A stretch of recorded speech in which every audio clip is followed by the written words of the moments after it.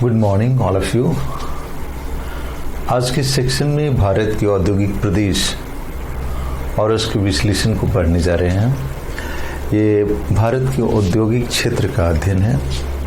So we are going to study about the industrial region. Industrial regions.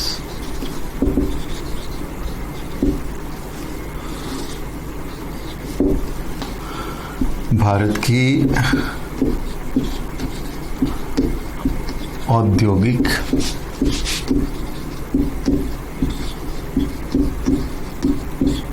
प्रदेश। औद्योगिक प्रदेश, industrial region. मैं सबसे पहले इससे जोड़ना चाहता हूं कि एक शब्द आया औद्योगिक प्रदेश। यहाँ पे औद्योगिक प्रदेश जो है, रीजन्स, इसको समझिए। सबसे पहले किसी भी एरिया में, जैसे पॉलिटिकल एरिया होता है, वैसे देखिएगा कि यहाँ पे औद्योगिक डिस्ट्रिक्ट होते हैं, जिले होते हैं, छोटा यूनिट होता है। इससे थोड़ा सा यूनिट बड़ा होता है तो इंडस्ट्रियल सेक्टर होते हैं, दैट इज सेक्टर। और सेक्टर से बड़ा इंडस्ट्रियल कॉम्प्लेक्स होता है, और इंडस्ट्रियल कॉम्प्लेक्स से बड़ा इंडस्ट्रियल रीजन होता है। सो इसे क्रमिक रूप से होता है। आप देखेंगे कि छोटे यूनिट से एक बड़े प्रदेश तक औद्योगिक समूह का विकास होता है, जिसको क्रमशः इन नामों से जानते हैं: औद्योगिक जिले, औद्योगिक खंड, औद्योगिक कॉम्प्लेक्स और औद्योगिक रीजन। अब इनके विकसित होने का जो कारण है उसको समझ लीजिए। सबसे पहला कारण है कि एक ज्योग्राफर्स ने कहा कि हमेशा आर्थिक क्रियाओं की विशेषता होती है कि वो क्लस्टर बनाने की क्षमता रखते हैं, संकुल बनाने की क्षमता रखते हैं। So, industry has a tendency to form a cluster. एक संकुल निर्माण करने की क्षमता रखते हैं। अब क्लस्टर का जो निर्माण होता है उसके कई स्टेजेस होते हैं, क्रमशः आप देखेंगे। सो सबसे पहले होता है, आप देखेंगे कि एक नेचुरल एडवांटेज का स्टेज होता है, जो प्राकृतिक लाभ का अवस्था होता है। जैसे देखिए, कोई एक प्रदेश है जहाँ पे प्राकृतिक लाभ है कि एक मैदानी क्षेत्र है, एक खनिज का प्रदेश है, वहाँ की जलवायु अच्छी है, वहाँ की मिट्टी अच्छी है। सो फिजिकल कैरेक्टर जो वहाँ का बेहतर है उसको बोलते हैं हम नेचुरल एडवांटेज कंडीशन। सो कोई भी औद्योगिक प्रदेश जहाँ पे भौतिक रूप से बेहतर जलवायु परिस्थितियाँ या भौगोलिक परिस्थितियां अवेलेबल हैं और उस उद्योग के विकास में एक भूमिका अदा करते हैं, तो उसे हम बोलते हैं नेचुरल एडवांटेज स्टेज। अब नेचुरल एडवांटेज स्टेज का जो दूसरा स्टेज आता है उसको बोलते हैं क्यूमुलेटिव स्टेज और क्यूमुलेटिव एडवांटेज। क्यूमुलेटिव एडवांटेज जो होता है वो मानव के द्वारा विकसित किया जाता है, जिसे ह्यूमन एफर्ट्स के द्वारा विकसित किया गया हो, वो संचयी एडवांटेज होता है। जैसे वहाँ पे रोड्स बन गया, इलेक्ट्रिसिटी आ गया, वहाँ पे बैंक्स का विकास हो गया, पोर्ट की फैसिलिटीज हो गई। जितनी भी मानव के द्वारा विकसित भौगोलिक सुविधाओं का विकास हो जाना, उसे हम बोलते हैं क्यूमुलेटिव एडवांटेज। और फिर थर्ड स्टेज में क्यूमुलेटिव एडवांटेज के बाद उस क्षेत्र में एग्लोमेरेशन एडवांटेज हो जाता है। एग्लोमेरेशन एडवांटेज को ये समझिए कि एक प्रदेश विशेष में अगर संस्थागत विकास है, इंफ्रास्ट्रक्चर का विकास है, तो एक दूसरे को लिंक करने लगते हैं, एक दूसरे से जुड़ने लगते हैं और उसका लाभ एक उद्योग से दूसरे उद्योग को मिलता है। सो इस प्रकार एग्लोमेरेशन के रूप में एक औद्योगिक इकाइयों का विकास हो जाता है। इन इकाइयों को हम district, sectors, complex and region के नाम से जानते हैं। इसको थोड़ा और भी ब्रॉड बना लिया जाए, जब हम किसी इंडस्ट्रियल डिस्ट्रिक्ट की बात करते हैं तो हम मान लेते हैं कि यहाँ 25,000 वर्कर होंगे। जब हम सेक्टर की बात करते हैं तो मान लेते हैं कि 25,000 से 1 लाख तक, 1 लाख तक यहाँ पे वर्कर्स होंगे। कॉम्प्लेक्स की बात करते हैं तो 1 लाख से अधिक की मात्रा को, संख्या को हम मान लेते हैं कि यहाँ मजदूरों की संख्या इतनी रही होगी। और एक औद्योगिक प्रदेश में कई इंडस्ट्रियल कॉम्प्लेक्स होते हैं। यहाँ पे थोड़ा सा डिफ्रेंशिएट कर लिया जाए। जो इंडस्ट्रियल रीजन है वो स्पेशल यूनिट है, एक प्रादेशिक इकाई है। और जो कॉम्प्लेक्स होती है वो कार्यात्मक इकाई होती है, यानी वहाँ पे कार्यों की एक दूसरे से कॉम्प्लीमेंट्री होना, एक दूसरे से जुड़ना उसकी विशेषता होती है, होते हैं ऐसा। तो हमने जितनी चीज़ों को डिस्कस किया एक आंसर के रूप में, इंट्रोडक्शन के रूप में, इसको ऐसे हम लिख सकते हैं। सबसे पहले यहाँ से जोड़ा जाए तो बेहतर होगा। उसको लिखिए, आर्थिक क्रिया और उद्योग की विशेषता होती है कि वह संकुल का निर्माण करते हैं। All economic activities and industry tend to form clusters. सभी आर्थिक क्रियाएं और उद्योग एक संकुल का निर्माण करती है, यह उसकी विशेषता होती है। और संकुल का निर्माण कुछ भौगोलिक विशेषताओं के आधार पर होता है। Some of the cluster forms by geographical characters, भौगोलिक विशेषताओं के आधार पर होता है। प्रारंभिक क्रम में एक प्राकृतिक लाभ का क्षेत्र बनता है। In an initial stage, any of industrial region or economic region has natural advantage, प्राकृतिक लाभ की स्थिति होती है। अब प्राकृतिक लाभ को समझिए, लिखिए, प्राकृतिक लाभ भौतिक तत्वों से संबंधित होता है। Natural advantage is related to physical geographical factors, जो भौतिक तत्वों से संबंधित होता है, जैसे पर्वतीय पठारी मैदानी क्षेत्र का होना, वो आकृति का अच्छा होना, वहाँ की जलवायु अच्छा होना, वहाँ की मिट्टी और भौतिक सेटअप का अच्छा होना। So natural advantage related to physical geographical condition, it may be topography, climate, soil और ज्योग्राफिकल लोकेशन। इसे हम बोलते हैं प्राकृतिक लाभ की स्थिति का होना। ऐसे देखेंगे जो भी औद्योगिक प्रदेशों का विकास हुआ है वहाँ पे भौगोलिक परिस्थितियाँ हैं जो प्रकृति के द्वारा दी गई है और जिसके आधार पे वहाँ के आर्थिक क्रियाओं का विकास हुआ है। सो प्रकृति के द्वारा प्रदत्त वो सभी सुविधाएं जिस पर आर्थिक क्रियाओं का विकास होता है उसे हम नेचुरल एडवांटेज या प्राकृतिक लाभ की स्थिति कहते हैं। दूसरा है क्यूमुलेटिव एडवांटेज, संचयी एडवांटेज की स्थिति या लाभ की स्थिति। देखिए, इस प्रकार की लाभ की स्थिति मानव के द्वारा विकसित की जाती है। This type of advantage is created by human being by their efforts, जो उनके प्रयास के द्वारा बनता है। It is in one words you can say the development of infrastructure और the formation of creation of infrastructure, जिसमें हम संस्थागत विकास को बढ़ाते हैं, like the development of roads, transportation, a financial institution, electricity supply.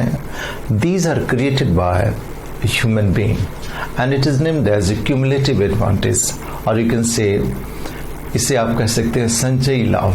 जो मानव के द्वारा विकसित किया गया हो उसे हम बोलते हैं संचयी लाभ। मैंने कहा कि इसका एक शब्द में कहेंगे कि जिन क्षेत्रों में संस्थागत विकास, इंफ्रास्ट्रक्चर का विकास मानव ने किया हो प्राकृतिक तत्वों का उपयोग करके, तो उसे बोलते हैं हम संचयी लाभ. And the third one is agglomeration advantage. In one particular area, if there is a natural advantage, the human being have developed their infrastructure, then one industry tend to help other, and they have advantage of nearness and other infrastructure benefit. उन्हें एक उद्योग से दूसरे उद्योग के link होने के कारण, संबंध होने के कारण उनको पूरक होने का एक दूसरे से लाभ मिलता है. एग्लोमेरेशन को हमने समझाया है पहले भी कि उसको बोलते हैं गुच्छ का सिद्धांत. गुच्छ में ये होता है कि अगर पहले कोई इंडस्ट्री वहाँ पे आया हुआ हो तो उस इंडस्ट्री के आने के कारण उस क्षेत्र में औद्योगिक विकास होता है, इंफ्रास्ट्रक्चर का विकास होता है जो औद्योगिक विकास में सहायता करता है, और फिर उस आधार पर, उस इंफ्रास्ट्रक्चर के विकास पर आने वाले अन्य उद्योग को लाभ मिलता है. ऐसा हमने समझाया था आपको आयरन स्टील इंडस्ट्री में कि छोटा नागपुर औद्योगिक प्रदेश में टिस्को आया, और टिस्को के कारण यहाँ पे इंफ्रास्ट्रक्चर डेवलप हुए, and it helps to other industries also. वहाँ पे देखिए बाद के दिनों में बोकारो आ गया, वहाँ पे दुर्गापुर आ गया, और अन्य औद्योगिक क्षेत्र छोटा नागपुर एरिया में विकसित हो गए. So it's a advantage of nearness and linking of other industries. So इस प्रकार एक औद्योगिक प्रदेश का विकास हो जाता है, औद्योगिक क्षेत्र का विकास हो जाता है. So in the process of evolution, these are the main benefit for particular area. अपने विकास के क्रम में ये तीन लाभ औद्योगिक प्रदेश के निर्माण में सहायक होते हैं. सो हमने ये बैकग्राउंड बताया कि किस प्रकार क्लस्टर फॉर्म होता है, natural advantage, cumulative advantage and agglomeration advantage. ये प्रारंभिक बात हो गई. अब देखिए जो बनता है उसे भारत सरकार ने और आर्थिक संस्थाओं ने इसे इस रूप में नाम दिया है. लिखिए, औद्योगिक संकुल के निर्धारण के लिए कुछ मानकों को तैयार किया गया है, स्वीकार किया गया है. For creating geographical economic cluster और industrial cluster, the government has demarcated some of the criterias.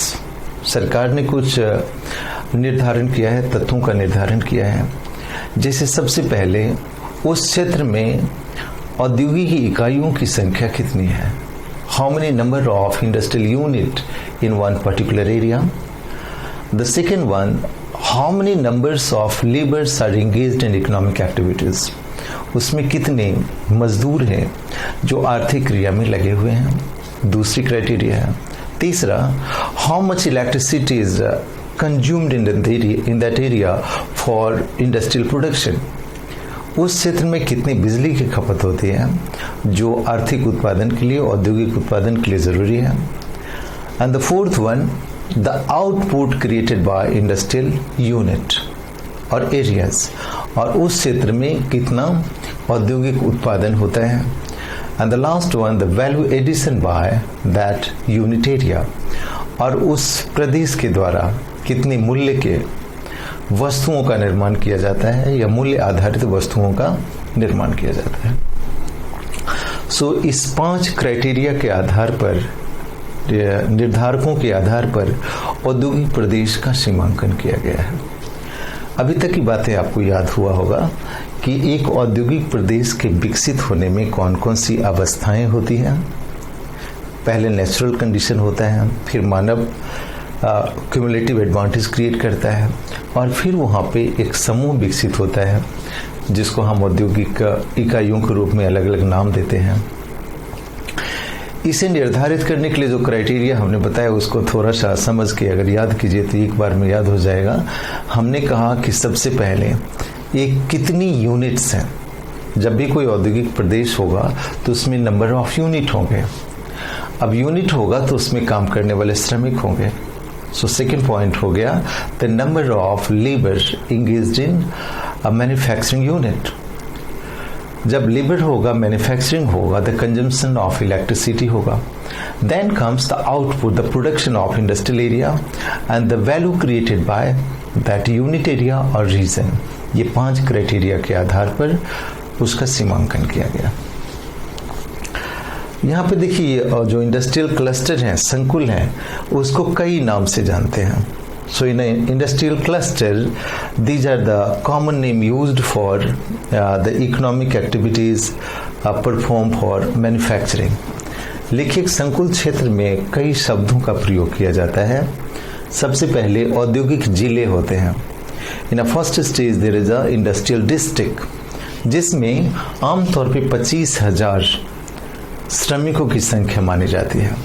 So in one industrial unit, according to census of India, there must be at least 25,000 of workers in one district area, industrial district area. The second industrial sector, from 25,000 to 1 lakh workers are engaged in one industrial sector. 25,000 से लेके 1 लाख तक श्रमिक एक industrial sector में काम करते हैं। Now industrial complex, industrial complex में 1 लाख या 1 लाख से ज़्यादा श्रमिक काम करते हैं और एक औद्योगिक प्रदेश में कई इंडस्ट्रियल कॉम्प्लेक्स होते हैं। So in one industrial region there may be more then many number of industrial complexes. So now यहाँ पे चले आइए कि आपके पास ये समझ विकसित होनी चाहिए कि एक इंडस्ट्रियल कॉम्प्लेक्स और इंडस्ट्रियल रीजन में क्या फ़र्क है। So industrial region is a special unit, एक प्रादेशिक यूनिट होती है, और industrial complex is a functional unit. So औद्योगिक प्रदेश एक प्रादेशिक इकाई है, स्पेशल यूनिट है, जिसमें क्षेत्र विशेष का महत्व होता है, और complex is a functional unit, जिसमें कार्य विशेष का महत्व होता है। सो इस प्रकार हमने ये देखा कि औद्योगिक प्रदेश का सीमांकन के इंट्रोडक्शन के लिए हमने इन शब्दों का प्रयोग किया और उसका विश्लेषण किया। सो ये प्रारंभिक चीज़ थी जो हमें इन चीज़ों को समझने में मदद किया कि औद्योगिक प्रदेश क्लस्टर फॉर्म कैसे होता है, औद्योगिक क्लस्टर के निर्धारण के लिए कौन कौन से क्राइटेरियाज हैं। हमने 5 क्राइटेरियाज बताए। उसके बाद बताया कि औद्योगिक प्रदेश के निर्माण से पहले एक छोटी छोटी अवस्थाएं आती हैं, जिसको हम क्रमशः district, sector, complex and cluster के नाम से जानते हैं। सो इंडस्ट्रियल रीजन में क्या है कि जो बातें हैं उसको थोड़ा सा लिखना है।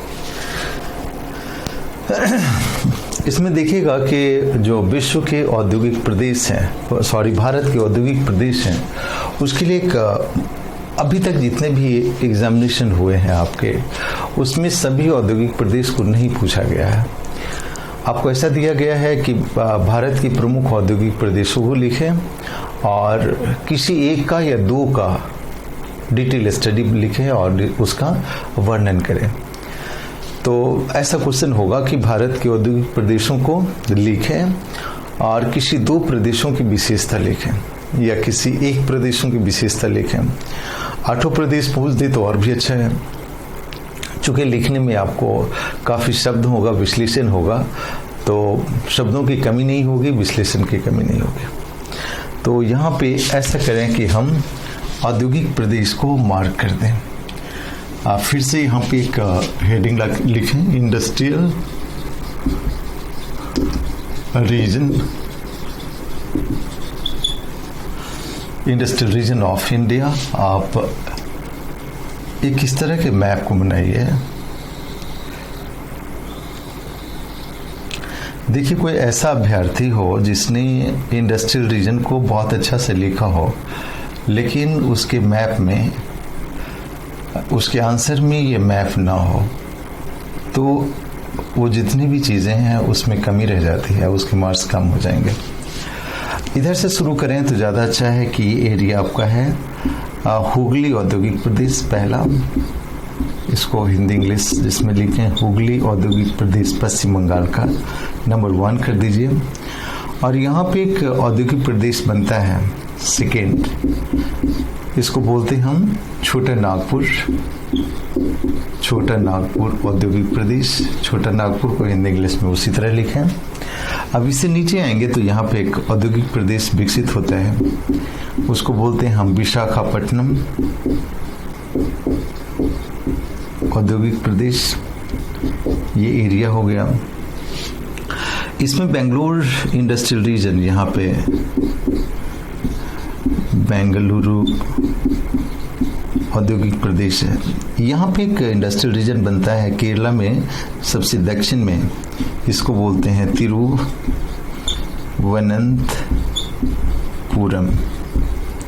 औद्योगिक प्रदेश। यहाँ पे देखिएगा कि एक बड़ा सा इंडस्ट्रियल एरिया डेवलप होता है, इसको बोलते हैं हम मुंबई पुणे औद्योगिक प्रदेश। मुंबई एंड पुणे औद्योगिक प्रदेश। इस इंडस्ट्रियल एरिया को बोलते हैं हम गुजरात औद्योगिक प्रदेश, गुजरात अहमदाबाद औद्योगिक प्रदेश। और यहाँ पे जो इंडस्ट्रियल रीजन है वो है आपका दिल्ली गुड़गांव औद्योगिक प्रदेश, गुरुग्राम औद्योगिक प्रदेश। हमने इसको हिंदी में लिखा है, आप ऐसे कीजिए इसको इंग्लिश में भी ऐसे इंडियन नेम से इसको लिख सकते हैं 2 3 4 5 6 7 8। ये 8 भारत के प्रमुख औद्योगिक प्रदेश हैं जो आपके एग्जामिनेशन का हिस्सा बनता है। इसको पहले पॉइंट्स में लिख लें कि सभी औद्योगिक प्रदेश को 1 से लेके 4 5 6 7 और 8 ऐसे कुछ लिख लें। लिखिए भारत के प्रमुख औद्योगिक प्रदेश। लिखिए भारत में 8 प्रमुख औद्योगिक प्रदेश हैं और अन्य छोटे छोटे औद्योगिक प्रदेश हैं। So India has 8 major industrial region. The first one is a Hooghly region. The second one, Chota Nagpur region. The third one, Visakhapatnam region. The fourth one, Thiruvananthapuram, as a part of Kerala. Bengaluru region, Karnataka, Tamil Nadu area. Then you have Mumbai Pune region, the area of Maharashtra. Gujarat Ahmedabad industrial region, and the last you have Delhi Gurgaon industrial region. So Delhi Gurgaon औद्योगिक प्रदेश। इस प्रकार जो है भारत के 8 औद्योगिक प्रदेश को मानचित्र में बता जाइए। अभी तक जो हमने बताया उसको फिर से याद कीजिए कि हमने पहले इंट्रोडक्शन में बताया कि एक औद्योगिक प्रदेश का विकास क्रमशः किस प्रकार होता है। दूसरा हमने बताया कि भारत सरकार ने अपनी जनगणना में एक औद्योगिक प्रदेश क्लस्टर और डिस्ट्रिक्ट के निर्धारण के लिए कौन कौन सी क्राइटेरियाज को रखा। तीसरी बात ये हमने बताया कि आपको औद्योगिक प्रदेश के निर्धारण में पॉपुलेशन जो वर्कर्स हैं उसके अनुसार उसका सीमांकन हमने लिखा। एक औद्योगिक प्रदेश के लिए हमने 8 औद्योगिक प्रदेशों को एक मानचित्र पर सीमांकित किया। अब ये बात आता है कि हमें कोई 2 प्रदेश का डिटेल स्टडी हो जो हमारे एग्जामिनेशन का हिस्सा होगा, पहले उसको डिटेल लिख लें। और अगर हॉरिजॉन्टल क्वेश्चन आता हो कि अब सभी औद्योगिक प्रदेश लिखें तो सभी का ब्रीफ स्टडी हम लिख पाएँ, ये उद्देश्य है इस डिस्कशन का। तो यहाँ पे देखिए पहले 2 प्रदेशों का डिटेल स्टडी किया जाए। पहला एक एरिया है जो हमने मार्क किया, वो एरिया है हम ऐसा करते हैं कि 2 इंडस्ट्रियल रीजन, बड़े इंडस्ट्रियल रीजन को पहले देख लेते हैं। एक इंडस्ट्रियल रीजन यहाँ पे लेते हैं, वो मुंबई पुणे इंडस्ट्रियल रीजन है, एक बड़ा सा औद्योगिक प्रदेश है। तो हमने फर्स्ट इंडस्ट्रियल रीजन को लिया for detail study, that is Mumbai Pune industrial region. देखिएगा कि पहले क्या क्या पढ़ना है इसको जान लीजिए, किन किन चीज़ों पे ध्यान दें, नहीं तो लगता है कि एक एब्स्ट्रैक्ट आइडिया है जिसको लिखना मुश्किल होता है। पहले उसको डिफाइन कीजिए कि वो इंडस्ट्रियल रीजन कहाँ पे है, कैसे है, लोकेशन फिक्स कीजिए। दूसरा ये बताइए कि वो इंडस्ट्रियल रीजन विकसित क्यों हुआ, फैक्टर्स कौन कौन थे जिसके कारण वो इंडस्ट्रियल रीजन फ्लोरिश हुआ। तीसरा कि उसकी विशेषता क्या है, क्या चीज़ प्रोड्यूस करता है और उसका किस किस क्षेत्रों में स्पेशलाइजेशन है। और चौथी चीज़ लिख जाइए कि उसकी प्रॉब्लम क्या है। अगर आप इतनी चीज़ लिख देते हैं तो एक औद्योगिक प्रदेश का एक संपूर्ण परिचय हो जाता है।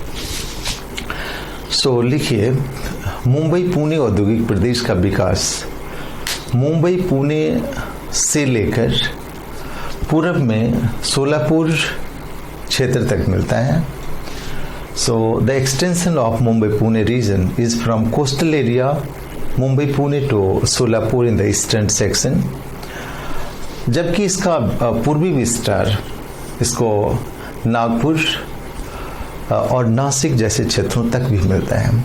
So the extension is from western area towards eastern part, that is Nashik and जो एरिया है आपका ईस्टर्न एरिया वहाँ तक मिलता है। नासिक हमने कहा कि वर्धा और नासिक पूर्वी महाराष्ट्र का क्षेत्र है जहाँ से छत्तीसगढ़ एमपी उसके पास जुड़ते हैं। सो ईस्ट टू वेस्ट हमने उसको एक्सटेंशन बताया। अब देखिए यहाँ पे जो विकसित हुआ वो क्यों हुआ उसको देखिए। इस औद्योगिक प्रदेश के विकास का जो श्रेय जाता है वो ब्रिटिश औपनिवेशिक शक्तियों को जाता है, जिन्होंने प्रारंभिक दिनों में इस औद्योगिक क्षेत्र का विकास किया और यहाँ पे सारी सुविधाएं विकसित थे, उपलब्ध थे। हमने कहा कि नेचुरल एडवांटेज अवेलेबल था जिस पे मानव ने क्यूमुलेटिव एडवांटेज को विकसित किया। सो लिखिए, इस क्षेत्र में प्रारंभिक दिनों में औपनिवेशिक काल में इस औद्योगिक प्रदेश का विकास हुआ। This industrial region developed during a colonial period and this area had some natural advantage. इस क्षेत्र में कुछ प्राकृतिक लाभ की स्थिति थी। It was a coastal area so had a port facilities and oceanic climate. यह एक तटीय प्रदेश था और जहां बंदरगाहों की स्थिति थी, जिसके कारण एक बेहतर समुद्री जलवायु अवेलेबल था। So it has a good oceanic climate due to nearness of oceanic area and had a good amount of moisture for some of the industries. और यहाँ पे अधिक मात्रा में, अच्छी मात्रा में आर्द्रता उपलब्ध थे, जिसका उपयोग कुछ उद्योगों के लिए किया जाता था। सो नेचुरल एडवांटेज की कंडीशन यहाँ पे लिख दिया कि हमने समुद्री तट था, यहाँ पे बंदरगाह की स्थिति थी, ये इसका प्राकृतिक लाभ था। प्राकृतिक लाभ का दूसरा एरिया ये था कि this was the area of cotton production, a black soil area was a black soil area also. दूसरा प्राकृतिक लाभ ये था कि यह क्षेत्र एक प्रमुख काली मिट्टी का क्षेत्र था, जहाँ पे कपास का उत्पादन बहुत ही अच्छे पैमाने पे होता था। So in natural condition it was a good area for a regular soil, a black soil. So it was the area of still it is the area of quality cotton production, जो अच्छी मात्रा में यहाँ पे कपास का उत्पादन होता था, अभी भी होता है। दूसरे एडवांटेज को देखिए, जो आज़ादी से पहले का एडवांटेज था, उस समय का जब यहाँ की शुरुआत हुई थी। So it was very close to the Pakistan area, the close Indian part जो वहाँ तक होता था। So पाकिस्तान के उस क्षेत्र में क्वालिटी कपास का उत्पादन होता था। So वो एरिया भारत के इस औद्योगिक प्रदेश को मिलता था। So अभी भी देखिए, जो आज़ादी के बाद भी है, हम पाकिस्तान से कपास मंगाते रहे हैं और अच्छी क्वालिटी का कपास उत्पादन होता है। बाद के दिनों में भारत ने सूडान, मिस्र अन्य देशों से कपास मंगाना शुरू किया जो क्वालिटी कॉटन होते हैं। सो आज़ादी से पहले पाकिस्तान का क्षेत्र भी एक कपास उत्पादक क्षेत्र था, जहां से इसकी आपूर्ति होती थी। तो यहाँ पे देखिए, औद्योगिक विकास के लिए जब एनालिसिस के लिए जाइए तो नेचुरल एडवांटेज सभी को लिख जाइए।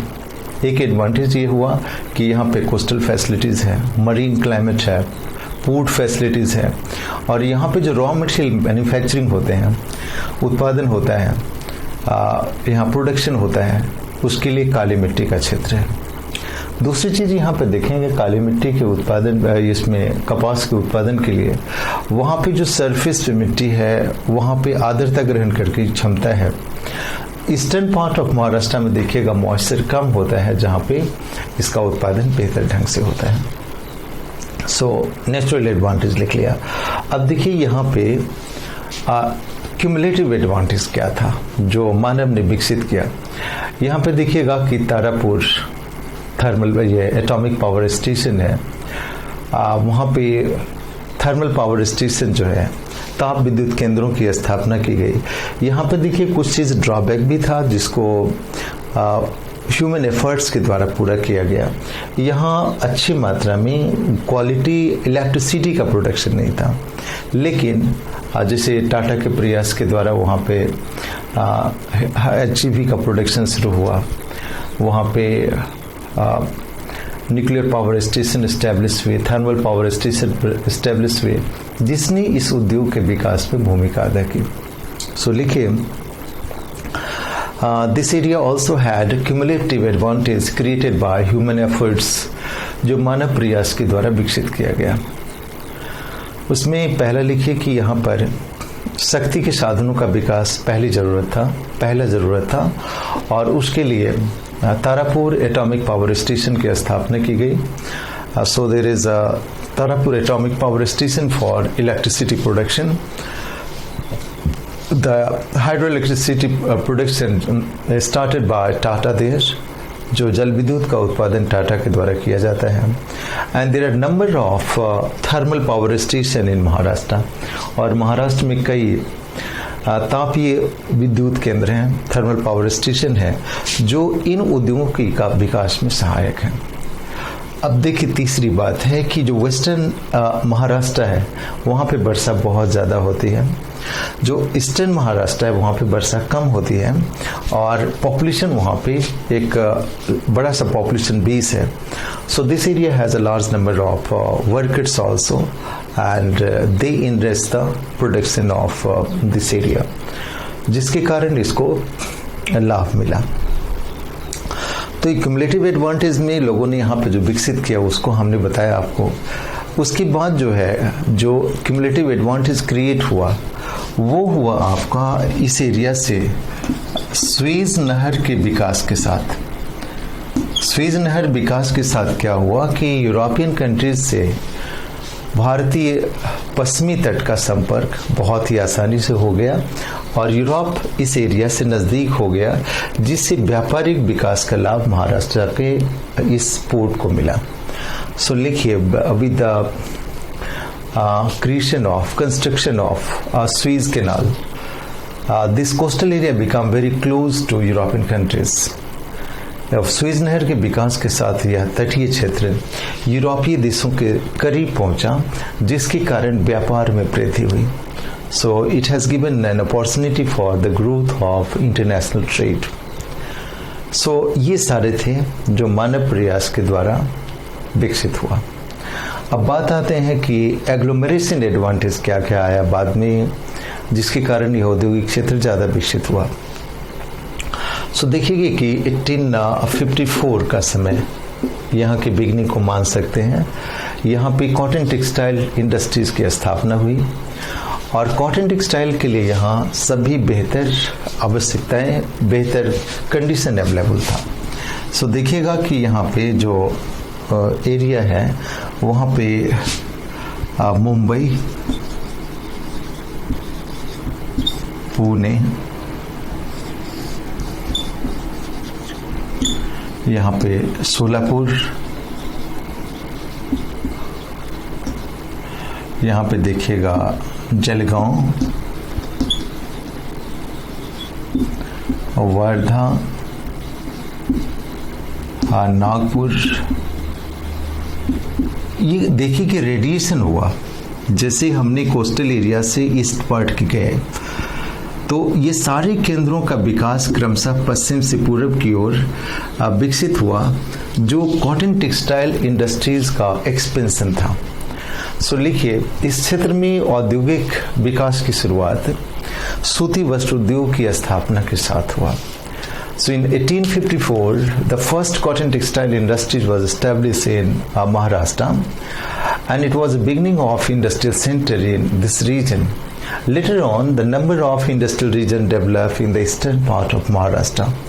बाद के दिनों में महाराष्ट्र के क्षेत्र में कई अन्य औद्योगिक क्षेत्रों का विकास हुआ, and these industrial centres are Pune, Solapur, Jalgaon, Wardha and Nagpur. ये औद्योगिक केंद्र हैं जो महाराष्ट्र का मुंबई, पुणे, सोलापुर, नागपुर, वर्धा एंड जलगांव, ये सभी क्षेत्र क्रमशः पूर्व की ओर विकसित हुए. सो एग्लोमेरेशन में क्या हुआ, एक उद्योग ने दूसरे को विकसित होने का एक अवसर दिया. सो महाराष्ट्र में मुख्यतः ये क्षेत्र हैं जो कॉटन टेक्सटाइल के लिए प्रसिद्ध हुए और यहाँ का एक प्रमुख औद्योगिक क्षेत्र बना. बाद में देखिए कि ये महाराष्ट्र का क्षेत्र जो एरिया है उसमें अन्य उद्योगों का विकास बाद में शुरू हुआ.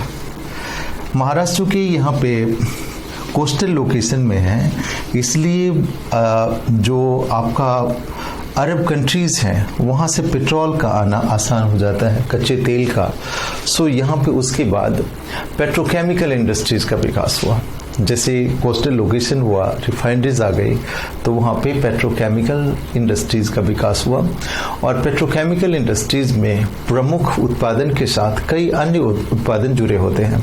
जैसे कोई पेट्रोकेमिकल इंडस्ट्री है तो रिफाइनरी होगा तो वहाँ पे फर्टिलाइज़र होगा, फर्टिलाइज़र के साथ वहाँ पे अदर उद्योग जुड़ जाते हैं, जैसे सिंथेटिक फाइबर का प्रोडक्शन हो गया, वैसेलिन का प्रोडक्शन हो गया. ये सारे के सारे industries depends on petroleum production. So लिखिए, तटीय क्षेत्र होने के कारण और अरब देशों से समीप होने के कारण इस क्षेत्र में पेट्रोकेमिकल प्रोडक्शन का विकास हुआ.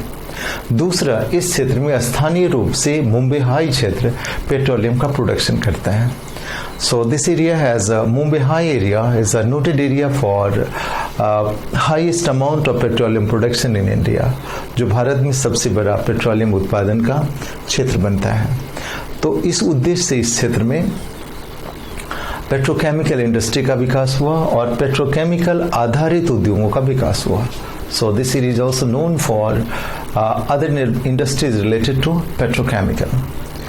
तीसरी बात जो महत्वपूर्ण हुई कि इन क्षेत्रों के विकास के साथ, चूंकि यूरोपियन कंट्रीज स्वेज नहर के बनने के बाद करीब हो गया, तो यहाँ पे इंजीनियरिंग इंडस्ट्रीज का विकास हुआ.